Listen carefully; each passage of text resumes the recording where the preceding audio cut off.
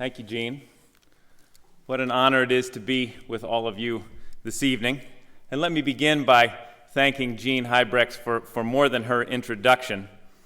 As I have been asked at various times during these early days about how I feel about the responsibility of leading such a school and the overwhelming aspect of that, I always nod and say that I'll take it one day at a time, but the nod is at least partly to Jean, whose vast knowledge and tireless work and deep belief in what happens on both of our campuses makes it so that I can show up to work every day without being scared out of my wits. So thank you, Jean.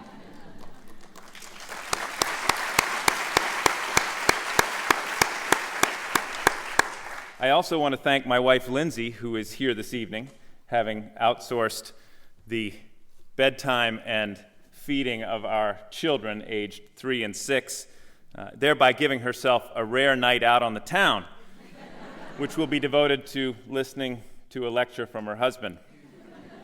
Better still, a lecture to parents, which certainly she could deliver with much greater wisdom and lots of examples of classic parenting mistakes made by the person standing in front of you. Thank you, Lindsay, for not sharing those details.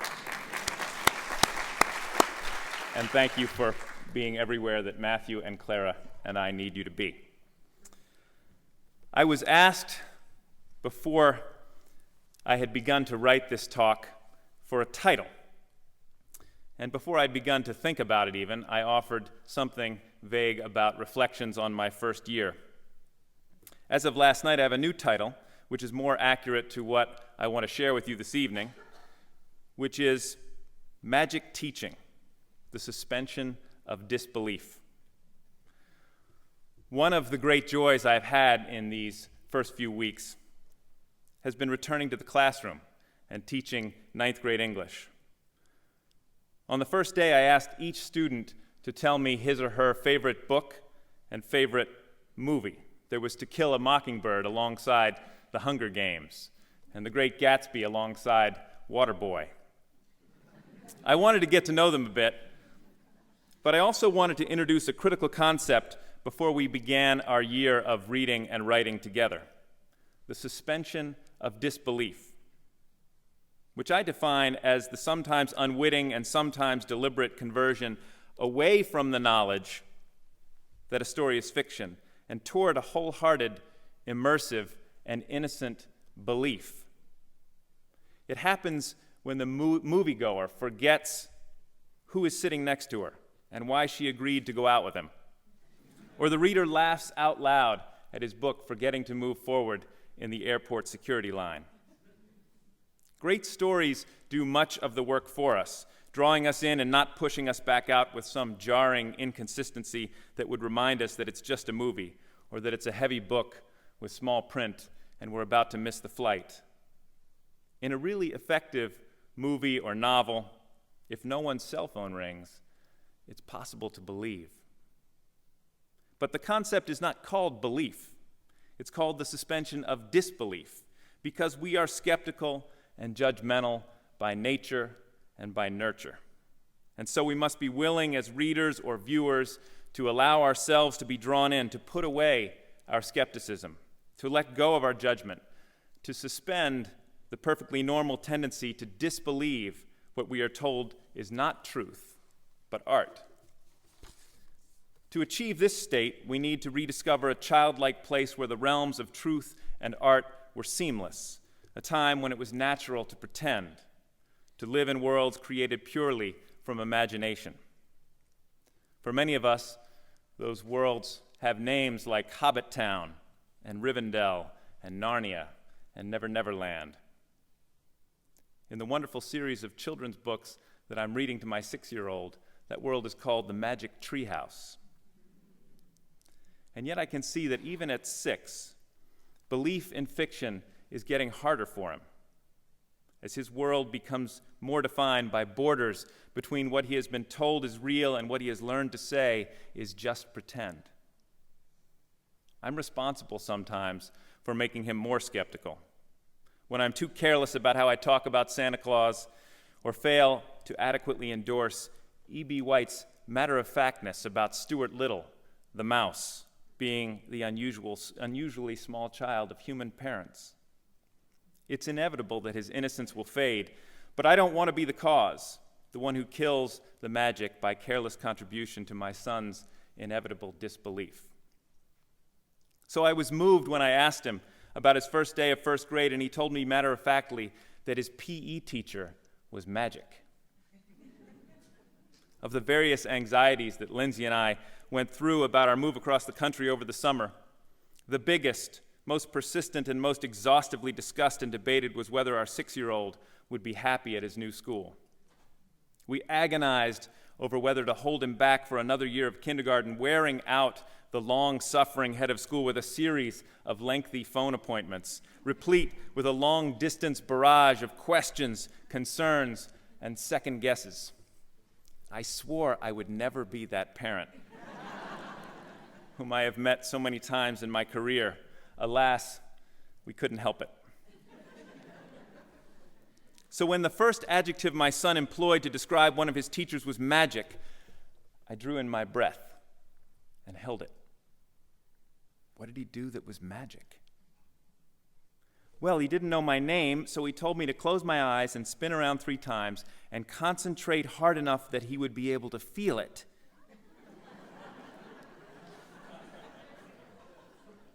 Then he put his hand on my head for a while and said, "Is it Matthew?" And I said, "Yes." And he said, "Magic." I almost ruined it. I almost asked him if, while his eyes were closed, he felt a tickle on the back of his neck. I almost showed him the Matthew Commons name tag just inside his collar. But I caught myself.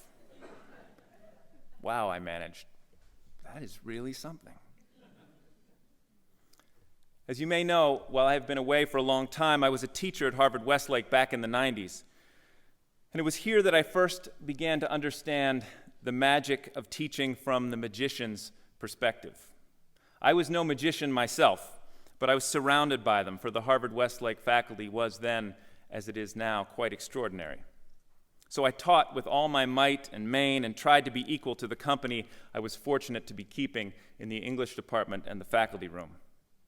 And every once in a while, I did make a difference to the way a student thought about books or poems or stories or self. Some years after I had accepted a school leadership opportunity at a boarding school in Massachusetts, I was sitting in my stately office when the following email pinged through. Dear Mr. Commons, on July 26th, I attended a meeting of Alcoholics Anonymous. I have been continuously sober since. As a part of my program of recovery, it is suggested that I make direct amends to those I have harmed as a result of my alcoholism. I feel you fall into this category. The next time you are in or around Los Angeles, would you mind meeting me for a coffee somewhere so that I could set right some wrongs? I would like an opportunity to apologize face to face. Sincerely, Jay. I had not seen Jay since the day he crossed the stage to receive his Harvard-Westlake diploma. I remembered him well, remembered especially his writing, which had been exceptional. Jay had taken my creative writing elective, which we then extended into a full-year independent study. I remembered that the characters in Jay's fiction mattered to him as if they were real, as if they were his friends. When I arrived in Los Angeles a couple of years out of college, I thought I was here to become a writer myself. I took a job teaching LSAT prep for Stanley Kaplan so I could concentrate on the novel I thought I had in me. The test prep course made me feel hollow. I had never even taken the LSAT. And the novel opened badly and was only getting worse, so I was thrilled when Harvard-Westlake, in the graceful form of Tom Hudnut and the more graceful form of Elizabeth Gregory, took me in. In a proper classroom over at the upper school, I found particular satisfaction in helping students discover that they had important stories to tell. I encouraged writing that risked and reached and sang without the kind of governor that I almost always felt on my own prose. No matter how cliched or adolescent a student's story was, I would write a long, careful response that honored what the student had to say. And occasionally, when one would break through and produce something truly great, I would send a note on Dean's office stationery to be delivered somberly in the middle of the student's next class, as if someone was in deep trouble. Dear Jay, just read your story. You are a writer. Jay was a writer, and his stories blew me away. They took me to the Harlem ghetto, to a 70s disco club, to Vietnam, places Jay himself had never seen, but which he painted in such vivid and colorful detail that he seemed to have lived there and then. He created characters that were simultaneously loathsome and likable. The Bible-thumping soldier who thought he was the angel of death sent by God to kill the Vietnamese, whom Jay managed somehow to imbue with such undeniable humanity that he was, in the end, somehow worthy of sympathy. I remembered thinking, when I read that story, that a rare gift was being revealed to me, and that I was responsible for it temporarily, before the world got hold of it. So his email was both sad and baffling. His battle with alcoholism made me sad, and I was baffled by his wanting to make some kind of amends to me. The last time I had heard from him was when he was in college.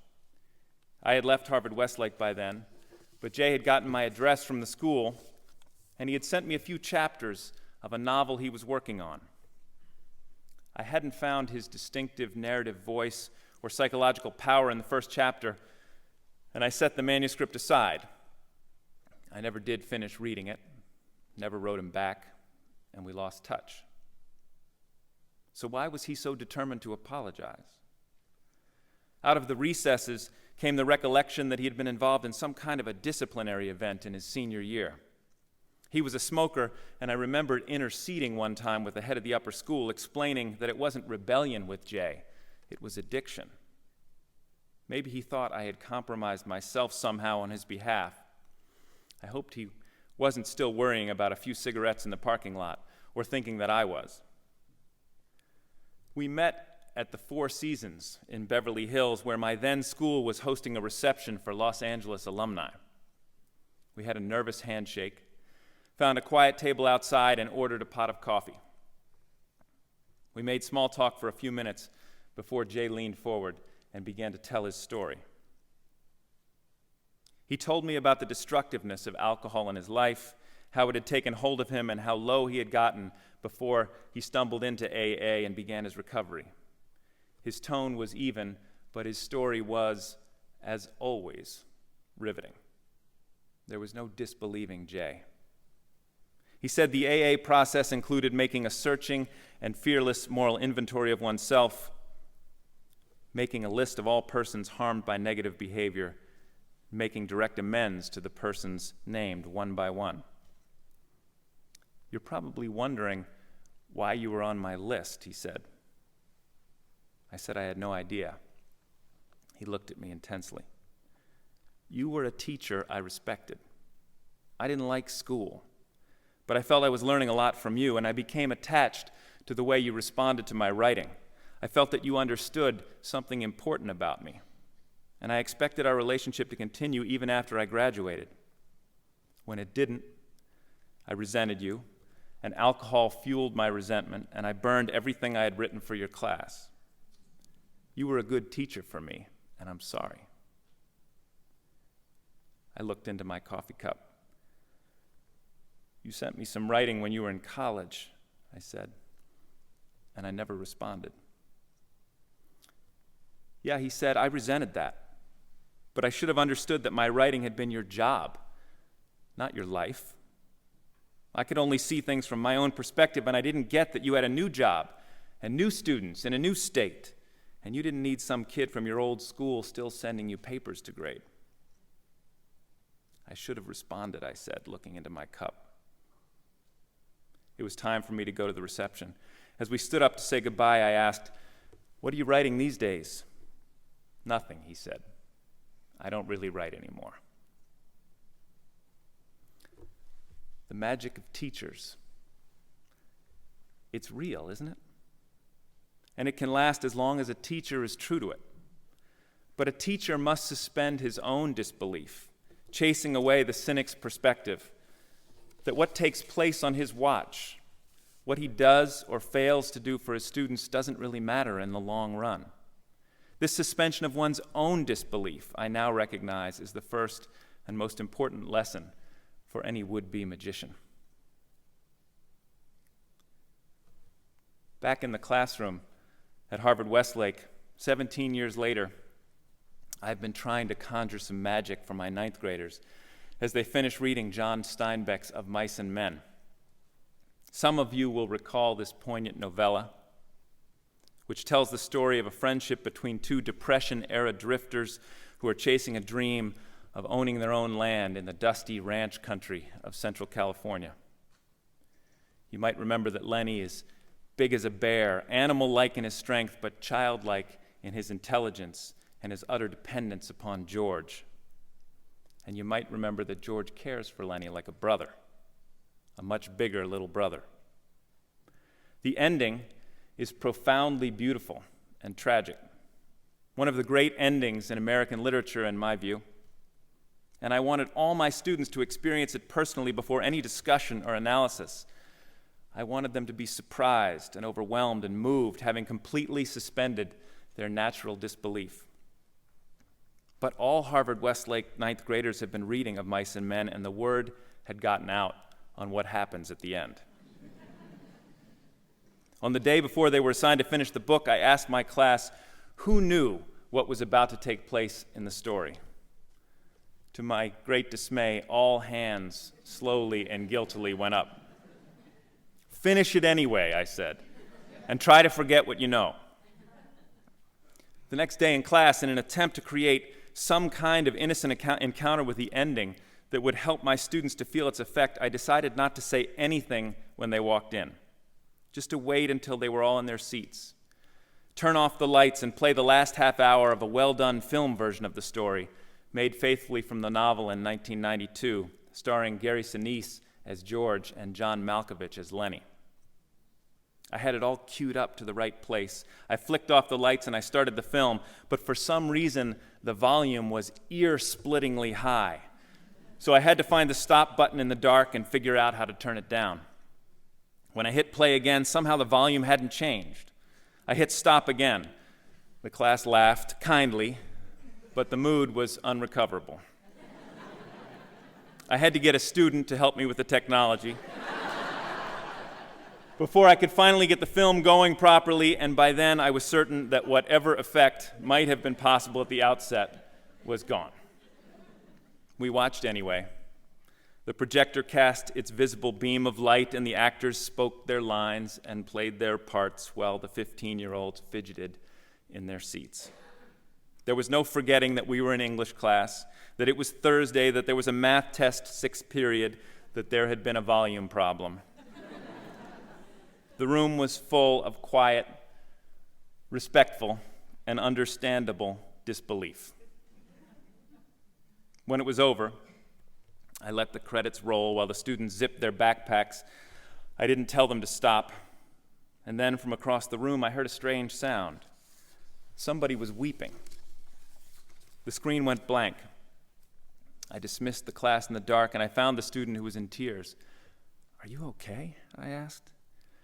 She nodded with embarrassment and tried to wipe her eyes. "I'm sorry," she mumbled. "It's just so sad." "Yes, it is," I said. "It really is, and it's supposed to make you cry, even when you know what's going to happen. That's the magic of it, you know?" She nodded, and I could see she knew. I could see that she believed. "You're teaching ninth grade English," people say. "Do you like it?" I like it quite a lot, and I'm getting better at conjuring the magic.